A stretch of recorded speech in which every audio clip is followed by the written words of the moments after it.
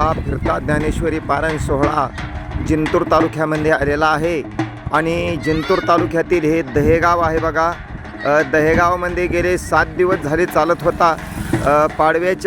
गुढीपाडव्याच्या मुहूर्तावर हा सोहळा चालू झालेला होता आणि त्या सोहळ्याचं त्या अखंड ज्ञानेश्वरी पारायण सोहळा किंवा फिरता ज्ञानेश्वरी पारायण सोहळा हा या ठिकाणी आता कुठं चाललाय? कुठं हा सोहळा?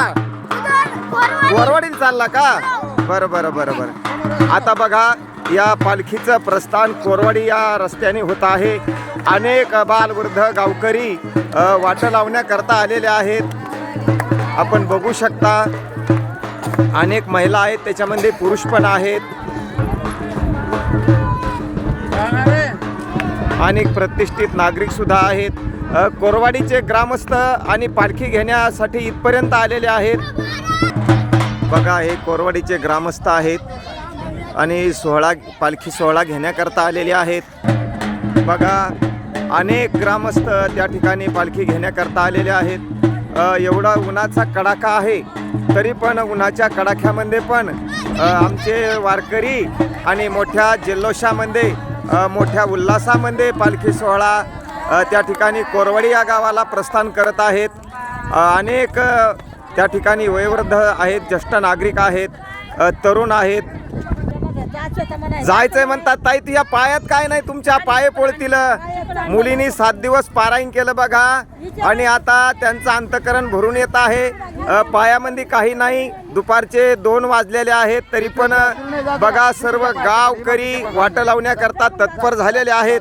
आपण बघू शकता, यालाच म्हणतात शेतकरी रणधीर माझा शेतकरी रणधीर. तसा वारकरी रणधीर माझा वारकरी रणधीर.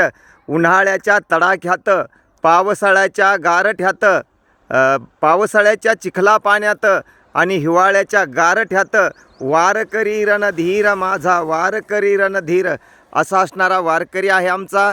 बघा, दुपारचे 2 वाजले तर डांबर तपलेला आहे, तरी पण हे प्रस्थान त्या ठिकाणी आता दहेगाव गावून कोरवाडी या गावाला होत आहे. आपण बघू शकता, दहेगाव या गावामधून दिंडीचं प्रस्थान, पालखीचं प्रस्थान आता कोरवाडीच्या दिशेने होत आहे. कोरवाडी, कावी, कवडा, घागरा, वडी, वाघी असा हा रोड आहे. आपण जो रस्ता बघू शकता, ही असणारी चौफुली आहे आणि इथूनच आता याच मार्गाने पालखी मार्गस्थ होत आहे. बघू शकता, थोडे आपण बारकाईने बघण्याचा प्रयत्न करा. ऊन आहे आणि ऊन असल्यामुळे थोडं